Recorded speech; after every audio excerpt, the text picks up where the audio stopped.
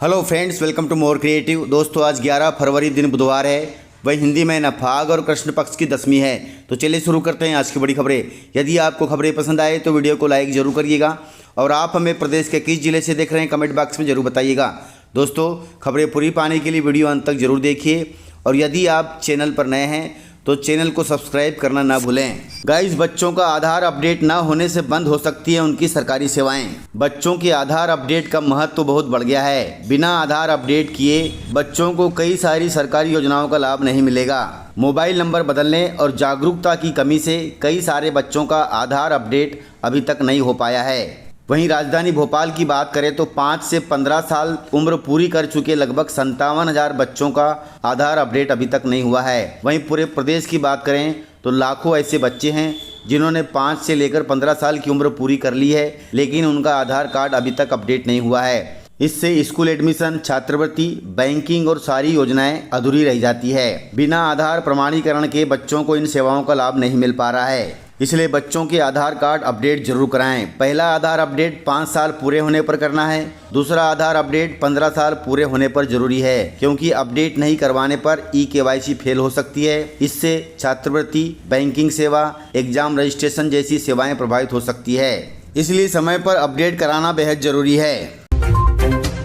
दोस्तों, मध्य प्रदेश के कृषि गुरु दाने दाने को मोहताज हो रहे हैं। मध्य प्रदेश के खेतों में खुशहाली का बीज बोने वाले वैज्ञानिक आज खुद अभाव की फसल काट रहे हैं। प्रदेश के कृषि विज्ञान केंद्रों के करीब 250 कर्मचारी और वैज्ञानिक अफसरशाही की उस अड़ियल जंग में पिस रहे हैं जहां तर्क तो भारी है लेकिन वैज्ञानिक हार रहे हैं। स्थिति यह है कि 2 साल से इन वैज्ञानिकों को साल के 5-6 महीने बिना वेतन के गुजारना पड़ता है, जो कि बहुत गलत बात है।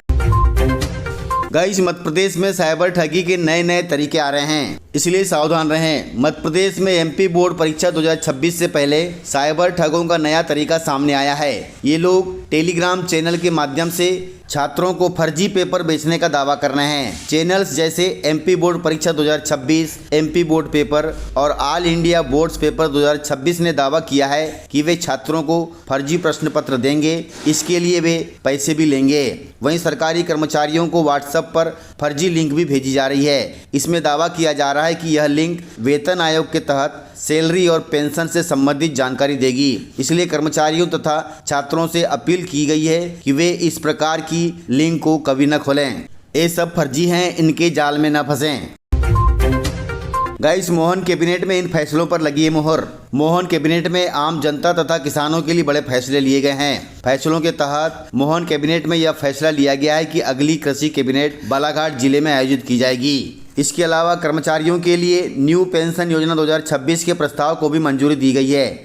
न्यू पेंशन नीति के तहत अब तलाकशुदा बेटियां भी पेंशन पाने के हकदार होंगी। अब तक इस योजना का लाभ सिर्फ बेटों को ही मिलता था, लेकिन अब बेटियों को भी मिलेगा। इसके अलावा ओल्ड पेंशन स्कीम और नई पेंशन स्कीम को भी इसमें शामिल किया गया है। मोहन कैबिनेट में मुख्यमंत्री कोविड बाल सेवा योजना, सीएम राइस योजना, आवास सहायता योजना, महिला बाल विकास योजना, इन सभी योजनाओं को लगातार जारी रखने की मंजूरी दी गई है। इसके अलावा कैबिनेट में यह भी जानकारी दी गई है कि 16 फरवरी से विधानसभा का सत्र शुरू होगा और 18 फरवरी को राज्य का बजट पेश किया जाएगा।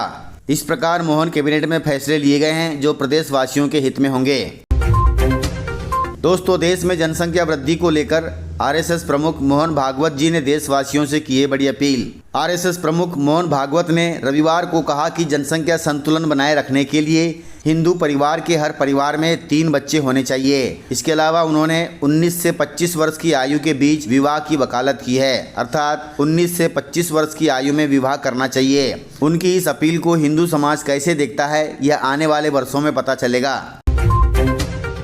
दोस्तों, कर्मचारियों के लिए बड़ी खबर है। अस्पतालों में इन तारीखों को हड़ताल पर रहेंगे आउटसोर्स कर्मचारी। मध्य प्रदेश के शासकीय अस्पतालों में कार्यरत आउटसोर्स कर्मचारियों ने अपनी मांगे नहीं माने जाने पर आगामी 23 और 24 फरवरी को सामूहिक अवकाश पर जाने की चेतावनी दी है। इसके साथ ही कर्मचारियों ने चरणबद्ध आंदोलन तेज करने का भी ऐलान किया है। कर्मचारी संघ 16, 17 और 18 फरवरी को कर्मचारी कार्यस्थल पर काली पट्टी बांधकर विरोध करेंगे।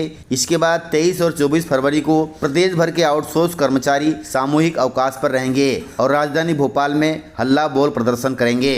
उनकी प्रमुख मांगों में न्यूनतम वेतन 21,000 रुपये होना चाहिए, नियमितीकरण या फिर संविदा में मर्ज होना चाहिए। एरियर भुगतान भी समय पर होना चाहिए। स्वास्थ्य बीमा भी मिलना चाहिए। ग्रेजुइटी और शासकीय छुट्टियों की भी सुविधा मिलनी चाहिए। कर्मचारियों ने चेतावनी दी है कि यदि ये मांगे अनसुनी रही तो आंदोलन और तेज होगा।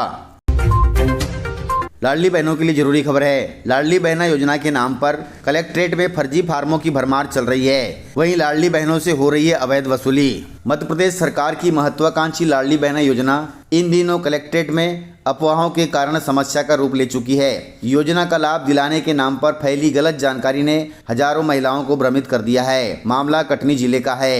हालात यह है कि पिछले करीब 30 दिनों से कलेक्ट्रेट में लगभग 10,000 से अधिक महिलाएं आवेदन फार्म जमा कर चुकी है, जबकि शासन की ओर से साफ निर्देश है कि फिलहाल लाडली बहना योजना के कोई नए फॉर्म न तो भरे जा रहे हैं और न ही जमा लिए जा रहे हैं। जानकारी के अनुसार प्रतिदिन 100 से अधिक महिलाएं कलेक्ट्रेट पहुंच रही हैं और लाडली बहनों के फॉर्म जमा करवा रही हैं। वे सभी हाथों में फॉर्म लेकर लाइन में खड़ी रहती हैं, लेकिन जब अधिकारियों द्वारा बताया जाता है कि यह फॉर्म फर्जी है तो महिलाएं हताश और परेशान होकर लौटने को मजबूर हो जाती हैं। लगातार बढ़ रही भीड़ से कलेक्ट्रेट में कार्यरत अधिकारी और कर्मचारी भी परेशान हैं। यह अफवाह प्रशासन के लिए बड़ी चुनौती भी बन गई है। एक ओर महिलाओं की भीड़ संभालना मुश्किल हो रहा है, वहीं दूसरी ओर अवैध वसूली और फर्जी फार्म बेचने वालों पर कार्रवाई की मांग तेज कर दी गई है। महिलाओं से फार्म के 50 से 100 रुपए तक लिए जा रहे हैं। वहीं अधिकारियों का कहना है कि इनके खिलाफ अब सख्त कदम उठाए जाएंगे और जनता को व्यापक प्रचार प्रसार के माध्यम से जागरूक किया जाएगा। दोस्तों, मध्य प्रदेश में होगा जहर मुक्त खेती का सबसे बड़ा महायज्ञ। इस महायज्ञ में देश भर के किसान शामिल होंगे। दोस्तों, भारतीय कृषि के इतिहास में ये संभवतः पहला अवसर है जब देश का कोई जनप्रतिनिधि किसानों को आत्मनिर्भर और खेती को जहर मुक्त बनाने के लिए राष्ट्रीय स्तर पर इतना बड़ा बीड़ा उठा रहा है। रासायनिक खाद के बोझ और कर्ज के चक्रव्यूह में फंसे अन्नदाताओं को उबारने के लिए मध्य प्रदेश के नीमच जिले की जावद तहसील में देशव्यापी बदलाव का कार्यक्रम होने जा रहा है। पूर्व मंत्री और क्षेत्रीय विधायक ओम प्रकाश सखलेचा की अनूठी पहल पर 28 से 31 मार्च 2026 तक जावद में 4 दिवसीय राष्ट्रीय प्राकृतिक खेती शिविर का आयोजन किया जा रहा है। दोस्तों, तिथि का ध्यान रखें, 28 मार्च से 31 मार्च तक नीमच जिले के जावद में। इस महायज्ञ में कृषि ऋषि कहे जाने वाले पद्मश्री डॉक्टर सुभाष पालेकर स्वयं मौजूद रहेंगे। इसके अलावा कश्मीर से कन्याकुमारी तक देश के कोने कोने से आने वाले किसान भी मौजूद रहेंगे। इन किसानों को समझाया जाएगा कि कैसे बाजार के फंदे से निकलकर स्वाभिमान की खेती की जा सकती है। एक किसान को अपनी खेती के लिए बाजार से 1 रुपए की खाद या कीटनाशक खरीदने की भी जरूरत नहीं है। डॉक्टर पालेकर बताएंगे कि सिर्फ एक देसी गौमाता के सहारे 10 से 15 एकड़ जमीन पर 0 बजट में खेती की जा सकती है। इस प्रकार देश में होने वाला यह पहला आयोजन है जिसमें भारी संख्या में किसान मौजूद रहेंगे।